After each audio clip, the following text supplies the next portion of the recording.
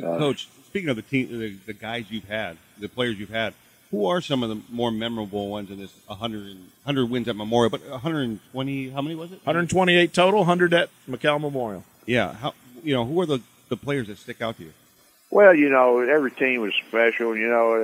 I can remember telling the very first team we had here in 2003 was a special bunch of kids. They were very talented, probably one of the most talented teams we had. A lot of people don't believe that. We went 2-8 that year. Where those kids, they just been, they didn't really believe in themselves, and they had a little, they were a little disadvantaged. They wasn't very strong the way we wanted them for the kind of football that we played. We had to get that mentality change, and so that, just that team. I always remember telling that team they're going to be the foundation of this program, and they were. Coach Hasso, one of my coaches on my staff now, played with Bradley Stevens. He's our offensive line coach, and I called him over. I'm gonna get a little emotional here. I called him over last night and said, "Remember what I told you? Y'all were going to be a foundation of this team, and here we are with 100 wins." And kind of to answer your question, Bradley was special.